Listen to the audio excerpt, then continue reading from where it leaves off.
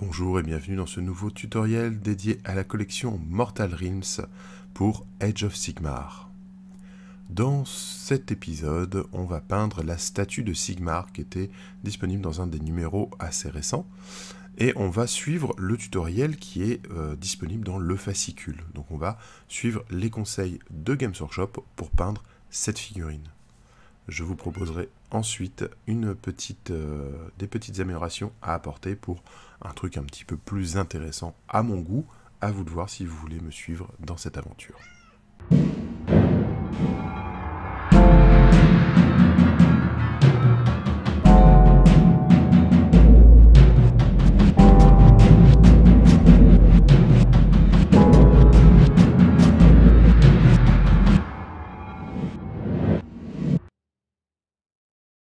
Déjà, on a bien de la chance, parce que maintenant, il y a la bombe de peinture White Scar qui est sortie chez Games Workshop et qui permet de faire une sous-couche blanche, vraiment blanche et pas grisâtre comme était le Corax White. Tout le Corax White était très très bof. On va commencer par du Agrax Earthshade, donc l'Earthshade, et on va bien l'abadigeonner sur l'entièreté de la figurine. Donc là, je vous conseille de prendre un gros pinceau avec un bon réservoir. Je vous là, je suis parti avec le pinceau Shade fourni dans les numéros de Mortal Realms. Et j'aurais dû prendre quelque chose de plus gros et plus large. Alors, comme les nouvelles shades sont sorties, là je vous conseille d'essayer d'utiliser une ancienne si vous en avez l'occasion, celles qui sont vendues en pot de 24 ml. Tout simplement parce que les anciennes shades, celles qui étaient en pot de 24 ml, marquent plus en termes de couleur et pas seulement dans les creux, alors que les nouvelles sont vraiment designées pour couler dans les creux et marquer vraiment les creux et les plis les plus profonds, sans vraiment teinter les zones un peu lisses, un peu en volume. Donc là, privilégiez plutôt une ancienne. Il faudra retester cette technique avec les nouvelles shades. Je suis pas sûr que ce soit aussi efficace, enfin, ça ne s'utilisera pas de la même façon. Alors surtout, on laisse bien sécher après ça. Et donc vous voyez, là on a l'ensemble qui est teinté, qui a une nouvelle couleur par rapport à ce qu'on avait à la base. Même s'il y a des taches et tout, c'est pas très grave, on l'a rattrapé par la suite. Et maintenant on va venir avec du Cantor Blue. Alors mon pot de Cantor Blue, il y a eu un petit accident d'aérographe, donc on voit plus trop ce qu'il y a dessus, mais c'est bien du Cantor Blue. Et là, je vais peindre les petits détails de la statue. Donc il y a cette sphère qui tient, il y a les décorations sur ses brassards, sur son épaule, il y a le marteau, voilà, il y a la grosse croix au milieu de son abdomen.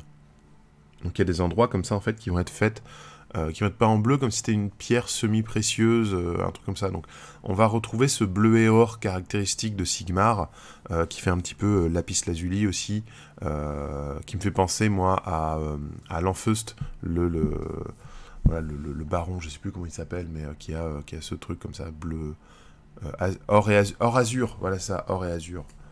Voilà, complètement dans cet esprit-là.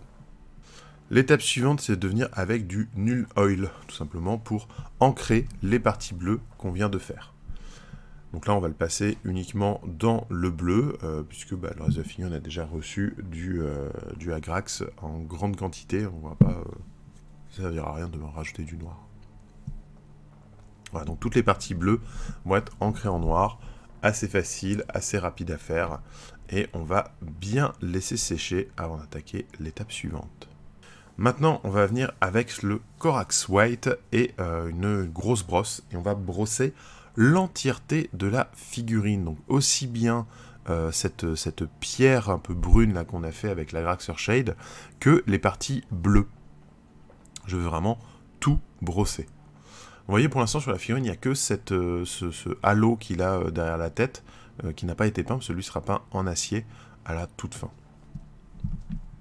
Donc là, je brosse bien toute la figurine. Et en fait, comme le Corax White n'est pas vraiment blanc, c'est plutôt un gris très clair, ça va participer à cet effet de pierre comme ça, de pierre un peu grès, un peu, je sais pas comment la définir, pas albâtre encore, mais quelque chose de très clair comme ça. Maintenant, on va venir avec le Retributor Armor pour faire toutes les parties dorées. Donc c'est là que ça demande un petit peu le plus de concentration. Donc il y a toutes ces décorations, les comètes, les croix autour des crânes, sur ses brassards, sur son torse, sur son épaule, le petit cerclage sur la comète qu'il tient dans la main, les petites décorations de son marteau, les lettres à l'intérieur du marteau, etc. Donc on va faire tout ça en doré. Ce qui est bien, c'est que le Rétributor Armor, comme c'est une peinture qui est bien dense, moi c'est un doré que j'aime beaucoup, il s'applique super facilement en un seul passage. Il est bien dense, il marque bien. Donc j'aime bien cette couleur, j'aime bien cette peinture. Très facile à utiliser. Maintenant, on vient avec du Reikland Flesh Shade et on va venir teinter toutes les parties dorées. Donc ça va permettre de réchauffer cet or et de créer des ombres à certains endroits. Commencer à travailler le volume comme ça de ce doré. Il y a des endroits où c'est un petit peu compliqué de le passer sur le doré sans déborder, notamment les endroits où il y a le bleu et le doré, comme ça un truc très fin. C'est pas grave si on le passe sur le bleu, en fait, ça va réchauffer l'ombre de votre bleu.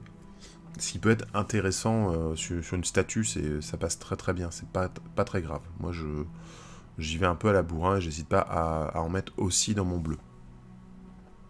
On va venir avec du Rackard Flèche. Et on va peindre les crânes qui sont dans les petites alcôves, les crânes et les ossements. Alors je le redis, hein, je suis pas à pas le tuto qui est dans le fascicule Mortal Realms accompagnant cette figurine. Étrangement, je trouve que leurs tutos pour les décors sont plutôt bons, alors que leurs tutos figurines, je les trouve assez nuls. Mais voilà.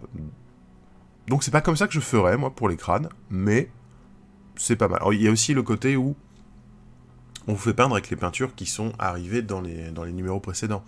Donc effectivement, le Rackard peut être une bonne idée, parce que vous n'avez pas eu de Morghast ou de peinture comme ça à ce moment-là. Mais ouais, je ne serais pas passé par ça. Mais pourquoi pas. Je le fais parce que je suis le tuto, et on verra par la suite comment améliorer ça. Enfin, on vient avec le Leadbelcher, et on va peindre ce halo de fer là qu'il a derrière la tête. Là, on va le baser entièrement, en essayant de ne pas déborder, en faisant bien attention à l'épaisseur de la pièce, hein, et même dans les recoins, il faut bien aller peindre le métal. Ensuite, de retour avec l'Agrax Earthshade, et là on va ombrer les crânes, et j'en profite même pour passer l'Agrax à l'intérieur de toute l'alcôve, en fait, pour assombrir encore un petit peu cette alcôve, afin qu'elle ressorte mieux par rapport à la couleur de la pierre. Voilà, donc assez facile. On essaie de ne pas déborder sur la petite margelle qui est en bas. Donc là, je viens avec le doigt, en fait, enlever le surplus pour que la margelle reste bien claire grâce au brossage de Corax White précédent. Et ensuite, on vient avec le Nuln Oil et on va ombrer, on va teinter même ce halo de fer. Donc encore une fois, hein, toutes les shades utilisées dans ce tuto sont les anciennes shades en 24 ml. Et elles sont beaucoup utilisées pour leur pouvoir de couvrance, en fait. Donc, si vous avez les nouvelles shades Games Workshop en 18 ml, je ne suis pas sûr que ça fonctionne aussi bien, faudrait essayer. Mais pour moi, ça ne fonctionnera pas de la même façon, puisque les nouvelles shades teintent beaucoup moins, alors qu'elles vont beaucoup mieux dans les creux souligner les plis et les lignes les plus basses, quoi. Donc voilà. Donc ça, c'est tout un débat. Est-ce qu'elles sont mieux, est-ce qu'elles sont moins bien ? Personnellement, je trouve qu'elles font mieux leur rôle de shade, mais du coup, elles teintent moins, mais on a les contrastes qui sont là pour teinter. Donc, une contraste un peu diluée pour faire ça marchera aussi très très bien. Si vous prenez par exemple du Black Legion, vous mettez 3 doses de médium pour une dose de Black Legion, et là vous faites ça, voilà, vous pouvez faire ça sur le halo, ça marchera très bien. Enfin, je vais venir avec le Stormmost Silver. Alors là, il faut attendre que tout soit bien sec. Parce que le Stormmost va servir à éclaircir le halo de fer. On va faire des petits brossages comme ça pour faire ressortir les clous, faire ressortir bien les arêtes des pointes, etc. Et on va aussi éclaircir le doré avec ça en refaisant des petits brossages à quelques endroits. Voilà, donc c'est le moment, il faut être assez précis pour ne pas gâcher notre travail précédent. Et voilà, une fois que ça c'est fait, la figurine, elle est terminée selon le tutoriel compris dans le fascicule de ce numéro de Mortal Realms. Voilà. Ma foi, c'est pas mal, le rendu est plutôt bon, c'était pas très compliqué à faire, pas très long, Mais si vous voulez, je vais vous montrer quelques petites astuces pour aller un peu plus loin. N'avez-vous pas envie que votre figurine ressemble plutôt à ça? Voilà, des choses plus marquées, plus lisibles, quelques nuances, de la salissure, là on est bien. Et bien c'est parti, je vous montre comment améliorer le tutoriel présent dans le fascicule de Mortal Dreams, en allant un petit peu plus loin, en poussant un petit peu les techniques, on va aller dans des choses un petit peu plus compliquées désormais. On va prendre du turquoise, vous me connaissez, vous savez pourquoi vous êtes sur cette chaîne. Voilà, donc là on va prendre du turquoise bien dilué et on va venir le passer à certains endroits en fait des dorures. Donc je vais venir autour des clous comme ça très dilué, je vais venir à certains reliefs. Ça me permet de reprendre un petit peu les zones où j'aurais été pas très fin entre le doré et le bleu aussi. Voilà, de remettre un petit peu de bleu en contact du doré pour refaire une sorte de lining en fait avec ce turquoise. Voilà, et du coup, je vais user un petit peu tout ça, un petit peu ce doré, pour lui donner un côté plus vieilli qui ira très bien à cette pièce. Ensuite, je vais venir avec du Troll Slayer orange, et on va faire la même opération sur le halo de fer. Donc là, très dilué le Troll Slayer, je vais le passer sur le halo. Je vais insister autour des clous. Je vais me venir en plusieurs passages finalement. Donc là j'ai quelque chose de très dilué que je vais passer un petit peu partout. Je vais insister autour des clous, dans les creux des pointes et sous les pointes, sur les parties inférieures des pointes. Et je vais revenir en fait avec un orange moins dilué, un petit peu plus dense, pour revenir faire le contour des clous et revenir faire la base de certaines pointes. Voilà, donc on va avoir quelque chose de rouillé, de usé, etc. qui se prête bien. Après, encore une fois, c'est une question d'avis, d'envie, de narration, d'ambiance que vous cherchez. Voilà, moi j'aime bien avoir des statues qui semblent être là depuis très longtemps, donc qui sont abîmées, qui sont usées, il y a des coulures, il y a voilà, des choses comme ça. Si vous voulez une statue par exemple qui est dans un temple ou qui est dans un endroit très entretenu, où la statue est nettoyée régulièrement, faites-la clinquante, faites-la vraiment qui pète et tout, et ça marche. Vous n'avez pas besoin de l'user, pas besoin de faire de weathering, de choses comme ça. Je vais prendre le racard flèche, et en fait, ça va me servir à corriger des petites erreurs que j'ai fait précédemment. Donc si jamais vous avez débordé, voilà, il y a deux endroits où j'ai débordé un peu avec le doré. Donc si vous avez des endroits comme ça un peu sales, faites-les au racard flèche, c'est la couleur qui va le plus s'approcher de ce blanc passé au agrax, puis rehaussé au corax. Donc voilà, ça marche très bien. Et ça me permet voilà, de renettoyer un petit peu la pièce, certains endroits qui n'étaient pas très propres, de refaire du tapotage aussi sur des endroits très lisses, comme le marteau. Le marteau, il y a vraiment cette ligne noire sur le bas du marteau, parce que la peinture a coulé du haut vers le bas. Et en fait, en tapotant, j'arrive à effacer cette ligne et tout, à avoir quelque chose d'un peu plus harmonieux. Et pareil, j'avais une grosse tache dans le dos de la figurine, et je reviens avec le racard faire des petits points pour imiter le brossage, mais beaucoup plus contrôlé. Donc il faut que j'imite la texture du brossage que j'ai sur le reste de la pièce, sinon ça se voit, le raccord se voit beaucoup trop. Et en faisant des petits points comme ça, on arrive à retrouver quelque chose d'assez équivalent. Alors là, je vais venir avec des pigments liquides maintenant. Donc là, j'ai le Green Dust, Dark Green Dust. Alors après réflexion, je trouve qu'il n'est pas assez foncé. J'aurais peut-être dû mettre une pointe de noir de Dark Soot dedans. Mais voilà, donc là je vais faire notamment les yeux en fait, de la figurine. Simplement pour... là le vert va me servir de weathering en fait. Ça va être l'endroit où la mousse s'accumule. Voilà, les endroits où peut-être il y a l'eau qui s'écoule un peu moins bien, qui va stagner un petit peu. Donc ça va favoriser le développement de quelques mousses et végétations légères. Et du coup, je le fais très très dilué. Et j'insiste en fait sur les yeux, tout simplement pour que la figurine soit plus lisible, en augmentant le contraste. Donc c'est une petite triche, puisque logiquement, mon vert ne serait pas allé se poser là. Mais ça me permet d'avoir un rendu plus visuel, plus marquant. Donc je vais en profiter. Voilà, et après, essayez d'être logique. La statue, si elle est en extérieur, elle subit les intempéries, il y a la pluie. Comment est-ce que la pluie coule sur une statue comme ça? Est-ce qu'il y a des endroits où ça stagne? Sortez et allez voir des statues. Il y a des statues comme ça en ville qui sont énormes, mais qui en fait ont des zones où quand il pleut, l'eau reste quelques jours avant de totalement se dissiper, parce que ça ne s'écoule pas à cause de certaines formes, de certains volumes, quoi. Donc c'est ce que je vais aller chercher ici avec le verre. Et ensuite je vais venir avec l'ivoire, voilà. L'ivoire que j'utilise tout le temps, et là on va rehausser les crânes, en fait, je vais rééclaircir les crânes. Donc pour éclaircir un crâne, on va surtout insister sur le bord inférieur des orbites, les pommettes, les dents, s'il y a la mâchoire, et les endroits qui sont cassés. Et un petit peu tapoter comme ça le dessus du crâne qui est arrondi. Voilà, en faisant ça, ça fait tout de suite péter la lumière en fait sur le crâne, beaucoup plus lisible, beaucoup plus visuel.